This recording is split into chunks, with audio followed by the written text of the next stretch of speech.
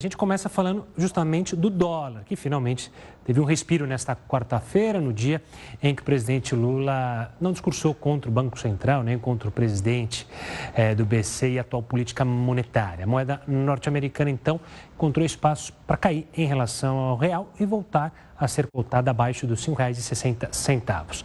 No fechamento do pregão de hoje, o dólar caiu 1,71%. E ficou cotado em R$ 5,56. No acumulado do ano, a moeda dos Estados Unidos já se valorizou em 14,51%. É bom lembrar que se a gente olhar para os países próximos aqui ao Brasil, essa valorização está em 8, 9, ou seja, o Brasil ainda tem uma desvalorização do real muito grande próximo a outras moedas. Já o índice do Ibovespa teve mais um dia de recuperação, fechando com alta de 0,70% nesta quarta-feira, aos 125.661 pontos. Um ganho, portanto, de 870 pontos em relação ao pregão de ontem. O dia mais positivo foi puxado principalmente por ações mais consolidadas do mercado e também algumas surpresas. A Estácio, parte do ramo educacional, oscilou positivamente e fechou o dia com uma alta de 7,21%. Outro ativo que se deu bem no pregão foi a Vamos Locação, que acumulou uma alta de 7,02%. Por outro lado, os papéis da Marfrig, do segmento de consumo e varejo, foram os que mais desvalorizaram, com uma queda de 6,45%. Na sequência, a JBS Friboi, com uma variação negativa de 4,84%. E para falar então sobre a variação do dólar e a relação do presidente Lula com o Banco Central, nós recebemos agora o economista Denis Medina, que é professor da Faculdade do Comércio. Olá, professor, uma boa noite e seja muito bem-vindo ao Jornal da Record News. Olá, Renato. Olá, Gustavo. Uma boa noite a todos. Professor, o dólar começou aí nessa disparada no mês passado, no mês de junho. Ontem atingiu aí o maior valor em 2 anos e meio. Queria saber qual o impacto dessas declarações, dessas críticas do presidente Lula em relação ao Banco Central, à taxa Selic, especialmente ao presidente do BC, Roberto Campos Neto. Quanto que eles interferem, todos esses comentários, nessa subida do dólar? E se também existem aí fatores, além desses fatores internos, fatores externos que estão impactando nessa valorização da moeda americana?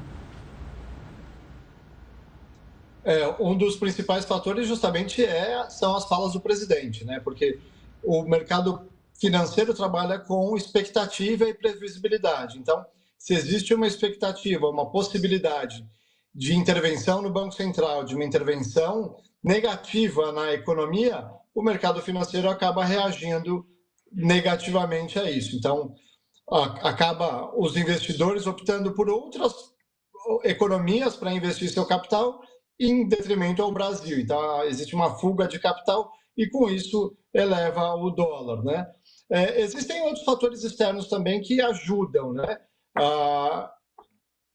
A taxa de juros americana ainda está elevada. Então, com a taxa de juros elevada, ele se torna um mercado atraente para investimentos. Então, mercados que são de maior risco, como os mercados emergentes, onde o Brasil está, acabam perdendo força para a economia americana, que tem mais resiliência, tem mais força, e com uma taxa de juros elevada, acaba atraindo mais investimentos, que foge de países como nós, o Brasil, principalmente quando tem todo esse risco, esse ruído das falas do presidente em relação à política econômica. Lembrando que o Banco Central foi eleito mais uma vez esse ano como o melhor Banco Central do mundo. Então, o mercado inteiro, o mundo reconhece que o Banco Central tem feito um bom trabalho e o presidente do país critica esse trabalho. É meio conflitante, por isso o mercado acaba se preocupando muito e prejudica a cotação da moeda.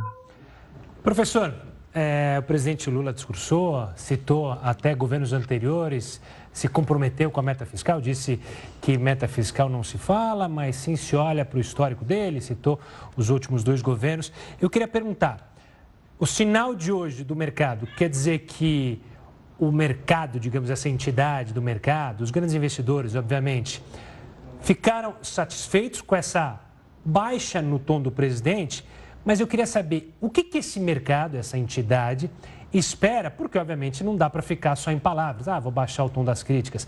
Quais são as atitudes que o mercado financeiro espera que esse governo tome para justamente não ficar com receio, não tirar capital e confiar, então, nas palavras do ministro da Fazenda, do Banco Central e do próprio presidente?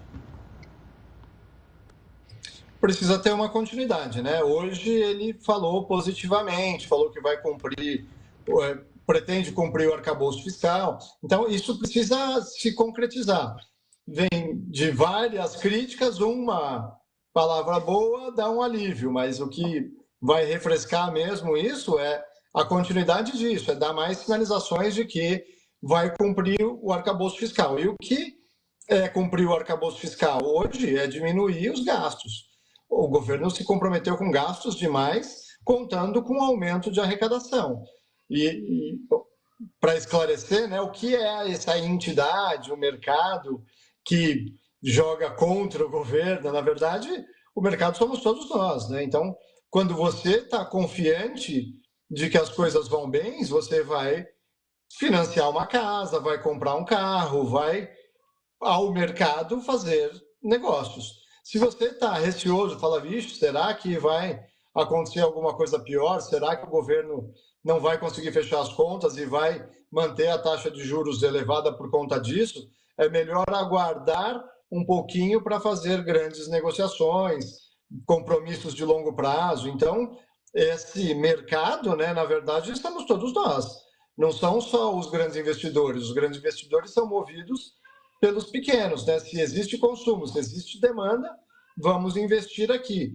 Se a economia mostra que está fragilizada, que o governo está gastando mais do que deve, os investidores aguardam para ver qual direção esse vai tomar, né? E essa fala de hoje é um começo de uma guinada para uma posição correta que até então estava sendo muito mal interpretado, né? O ministro da Economia falou hoje que é um ruído, que é falha na comunicação, mas, na verdade, assim, a comunicação foi diretamente do presidente para as câmeras, para a população. Então, não tem falha. Ele disse que estava descontente com a atuação do Banco Central, que, de novo, foi eleito o melhor Banco Central do mundo. Hoje ele amenizou isso, não falou de Banco Central e falou que pretende cumprir as regras. Isso, efetivamente, é positivo. Agora, a gente precisa dar uma continuidade, né, que efetivamente isso aconteça, que revejam gastos, que revejam custos, para que isso caia dentro do orçamento e que a gente cumpra efetivamente, não aumente o endividamento do país. Professor, como a gente falou agora, é interessante ver como o mercado reage rapidamente. O Lula mudou um pouco aí o tom, a moeda caiu de forma meio que simultânea, o dólar. Na sua visão, você já meio que deixou indicativo aqui, não é coerente, então, a fala do presidente em relação a essas críticas do Banco Central, da taxa Selic, lembrando que na última reunião o Copom não baixou a taxa de juros, manteve ali em 10,5%. Lembrando só que a gente tem essa meta de 3% da inflação para cumprir esse ano e também o ano que vem, que já foi falado, mesmo com a adoção dessa meta contínua de inflação? Sim, e veja, isso tudo é importante olhar no longo prazo. Então, o presidente até falou assim, não vamos falar de meta ele falou efetivamente de gastos, né, de endividamento. Temos que olhar no longo prazo. Sim, é importante olhar o longo prazo e a direção a que ele está indo. A direção que esse governo está colocando é tudo endividamento, né? Então, tudo isso é em risco. Quando o governo aumenta o endividamento, da onde ele está tirando dinheiro? De todo o mercado, né?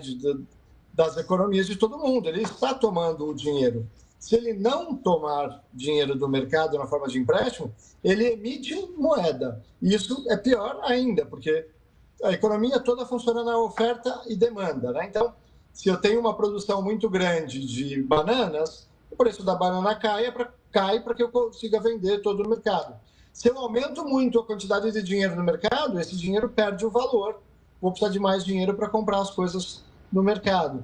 Então, tudo está interligado, né? É importante essa sinalização positiva nesse momento. É importante a continuidade disso para que a gente consiga efetivamente cumprir as metas de inflação. E veja, essas falas ruins levando o dólar para um patamar mais alto acaba prejudicando vários produtos que têm componentes importados dentro deles, né? E produtos muito consumidos por toda a população, inclusive básicos, como farinha de trigo, como outros produtos alimentícios também.